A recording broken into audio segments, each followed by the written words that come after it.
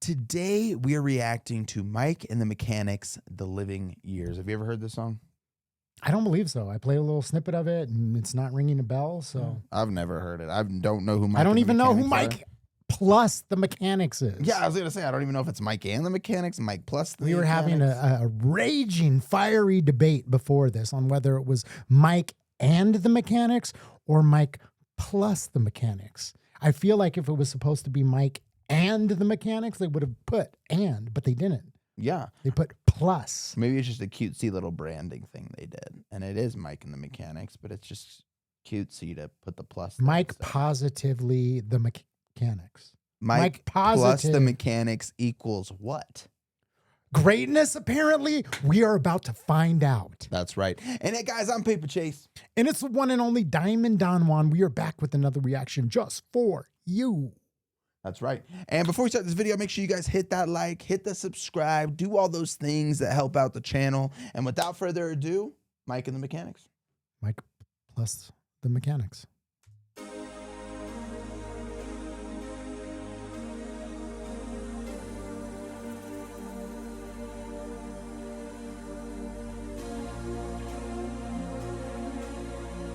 Beautiful landscape.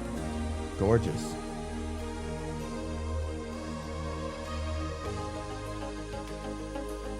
Oh, this song's gonna tug at our heartstrings. I can already tell.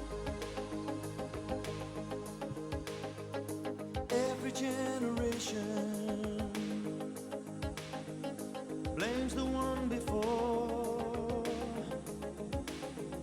and all of their frustrations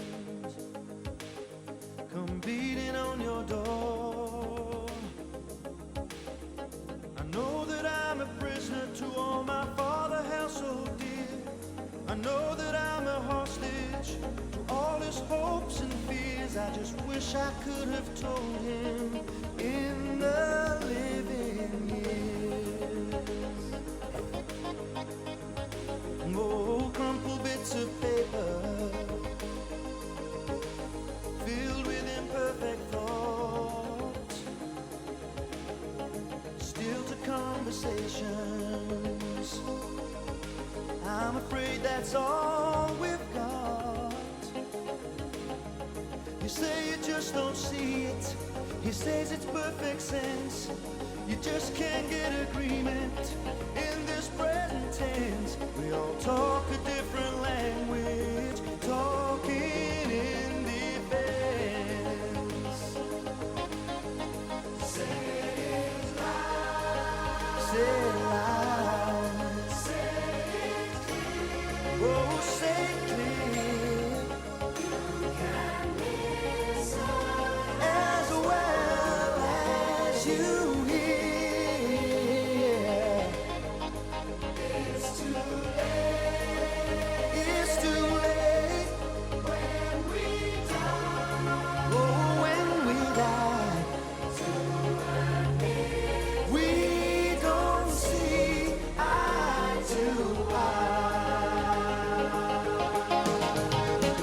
So we Oh, right at the edge. Right at the I know.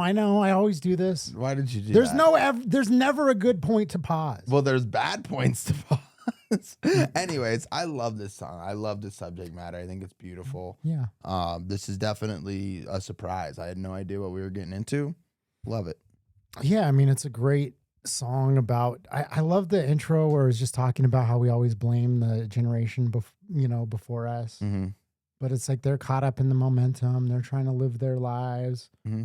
For the most part, we try to make it a better world, but also a lot of it is out of our power, and we're just trying to do our best with the cards that we were given. Yeah, and it's definitely a song like an ode to his dad, which is just Mhm. beautiful. It sounds like they didn't end on the best of terms, and now he's older. He's coming to the understanding, and he just wishes that he would have known all this in the living years, and said it to him, which is it's just magical, Yeah, I mean, it's such a deep, thought and conversation of being able to just share your feelings while you have the opportunity.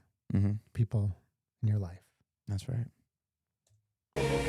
We don't see eye to eye. So we open up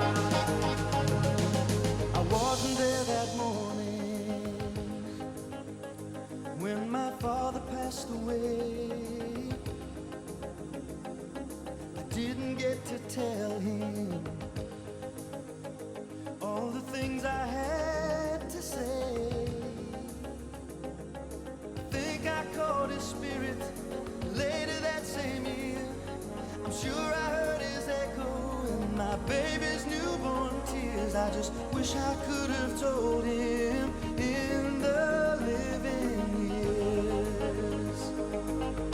So say it loud. Say it clear. Come on, say it clear. As well as you hear.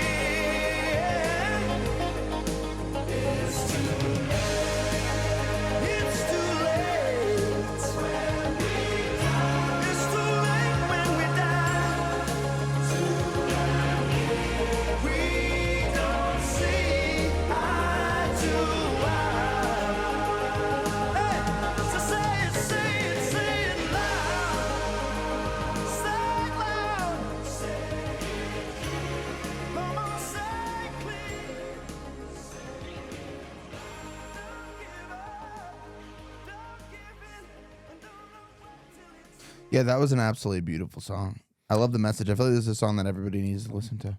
Yeah, I couldn't agree more because it seems like it definitely comes from like some pain, some regret of not saying what you wanted to or saying what you should have, you know, having those conversations. Sometimes those difficult conversations that you avoid are the ones that you need to have the most. Mm-hmm. I've had some conversations like that with a lot of people in my life, Mhm. thankfully.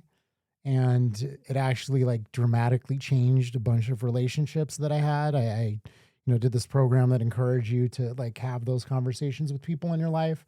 And I had it like with my stepdad, my mom, my brother, my dad, like a lot of people. And it wasn't easy. A lot of it was very confronting to say what I really felt, let the anger go or, address it head on and be like, hey, I'm upset that, you did this, Mm-hmm. and some of it was like having to look in the mirror and admit like what a shithead I was, so, Mhm. but it opened up the space to have these like relationships that are far more meaningful than they were before.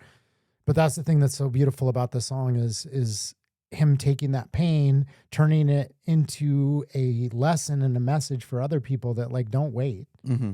until they're gone.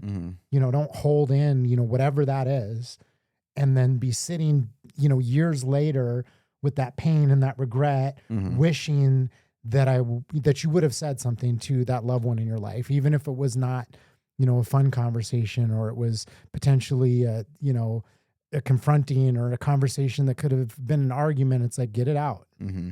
Absolutely. Yeah, you said it perfectly with what you just said, I mean, I think it's beautiful the way that he turned his own experience with his dad. And I know a lot of especially with like, I was talking about like the difference in generations. I Mhm. feel like it's very normal and it happens more often than you'd think where like, children and their fathers are just so opposite because of the generation, the times. It's like a lot of times they end up like resenting each other and never fully coming to like a conclusion of, you know, finding that middle ground. And like he said, like admitting that we don't see eye to eye. Mhm. That's okay, but I love you anyways. Like that's a lot of things a lot of people don't get. You know what I mean? And I think that that's this is a very special song. Yeah, I think a lot of it blows my mind that we go through all these years of schooling, and probably the most important thing that you were ever going to use and utilize or learn in your life is the ability to communicate with people. Mm. And they spend no time in school talking about like, how do you take responsibility Mm. when you've messed up? Like, how do you have a conversation with somebody about, an uncomfortable situation where you're Mm. not attacking them or not blaming, but try to reach a resolution and a solution? And we spend almost no time. Like, I don't remember spending any time in that in school. Mhm. Conflict resolution, Conflict resolution. how to have They a deal with difficult- that a lot in Montessori school. Okay. So that's what they worked at that with my daughter. Yeah. Because she went to Montessori school. So I think that's very important. Conflict resolution and, Mhm. and things like that. I 100% agree. And I didn't learn that from my family. Like, I didn't Yeah. have my mom was very like even keeled. So in that sense, she was even tempered. She didn't like blow up, and really like freak out like a ton. I mean, she had her moments, right? Mm. And then my dad just was like not willing to engage in any sort of like adult conversation, really. Yeah. So I just didn't have those skills. I had to kind of find them on my own. And like that's one of those things this song is about. I think it's like, you know, how do you have those conversations? Don't hold it in. Don't be waiting and regretting it. Yeah, I think I was blessed because, you know, my father did pass away, and me and him didn't see eye to eye our whole lives. Like, it was like, you know, I remember when my sister first got a tiny little tattoo, like on her shoulder, it was a Bible verse, right? And my dad was super Christian. He flipped out on her, telling her she's gonna go to hell, all these things. Obviously, look at me, you know, like I'm tatted up. And so we had our, you know, when I was younger, I was like, you know, super liberal minded, and he's super conservative, and it was just like we did not like each other, basically. But I was blessed because, you know, at the final stage of his life, he was living with me, and we had a lot of heart to hearts, and we're really, really close. So it was, you know, I was lucky enough, but a lot of people don't get that, you know, like for all you know, like, you know, you could be arguing with your parent, not seeing eye to eye, and they could just drop dead tomorrow. And then you're going to live that whole life, like you said, with regret, never knowing. Yeah, it could be anybody in your life. There's so many Well, situations where you can have like a brother, a friend, you know, an ex even that, you know, maybe you ended kind of on bad things, but like, you know, if there's still love there, is that how you want your last, you know, moments or whatever, even if it's years, is that how you want to leave it, knowing that there's this person in your life that you cared about, that you just didn't want to have the conversation with for whatever reason? It's like, I don't want to live like that. I know that we're going on a little bit of tangent here, but I just got to say one thing real quick. So like my mom, I don't know her side of the family at all. Yeah. You know, I used to, when my grandma and grandpa died when I was very young, that was the last time my mom ever spoke to anybody on that side of the family. And she has two sisters who have a lot of nieces, so I have like 12 to 13 cousins I've never met in my life. That's wild. And my mom will never talk to them. And she's like literally like, oh, when they die, I won't even care. Like my mom like is so removed from them. She hates them. She resents them forever. And it was funny because me and my sister had a really big falling out when my dad passed away. And we didn't talk. He passed away in 2020. We didn't talk again until the end of 2024. So it was almost 5 years that we didn't talk. And I remember I was talking to my mom, and I was like, yeah, I think I'm going to like reach out to Jamie because we have like a family reunion. And she's like, really?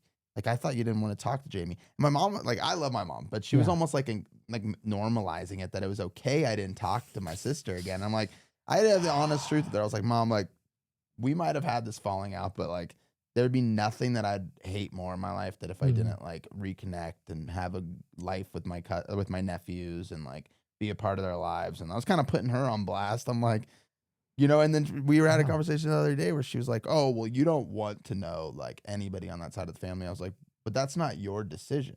Like, you're keeping them from me. You're taking it away from me. You're not protecting anybody from anything, you know? And yeah, man, it's sad that like, you know, they have that relationship and they'll never mend it. Yeah, I have a weird relationship in my family because of that as well. Because on my dad's side, like he was kind of the black sheep. He left the family, and like, you know, he's Mexican. So like family and that, you know how Mexican families are, you know, it's like, yeah. So sometimes it can be too much into people's business, you know, inside the family. I've dated Latino women, and anyways, so, you know, it is what it is. He left, and like I had almost no connection to them whatsoever. Like we went and visited once. I never knew my grandfather on that side. You know, he died, I think, maybe before I was even born. Like, I don't even really know the family history of when he passed. That's the whole thing, because apparently he had a whole other family on the side that they didn't know about. So there's like, you know, a lot of animosity. There's a lot of stuff going on there. And so on that side, I didn't have connection. Then my mom had some separation from her side of the family as well. Like she's still like, we still went to like the family gatherings and had this, you know, met like her sisters and the cousins and everything like that. But there was, you know, there's alcoholism, and my side of the family shared that on another, you know, reaction that we did. Like my aunt died under a bridge from alcoholism. There was a lot of stuff there. And she just straight up told me, like, you know, in a lot of ways I tried to keep a, you know, comfortable distance from that side of the family for those reasons. Gotcha. And as years progressed, you know, stuff came out. I mean, I had, family that went to prison, like a number of people on my side that went to prison that were in biker gangs, like, super like gnarly stuff. And then other shit that came out, not just the drug abuse, but stuff that's like, I get why you kept me away from that, but it's still tough because it's hard. It's been hard in my life to relate to family and have that connection to it.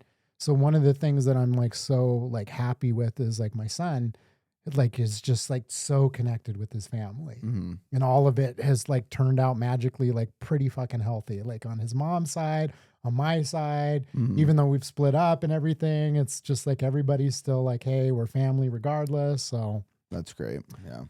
Yeah, the bit of a tangent, but that's what this type of music does. Like good music like this, to me, it inspires something in you. It brings out emotions. It connects to, your life, your personal story. So that's right. Beautiful, beautiful song. And hey, if you guys enjoyed this, make sure you drop a like. And if you want to join us on our journey of discovering amazing music like this, hit that subscribe button. That's right. And we will see you on the next one. Peace.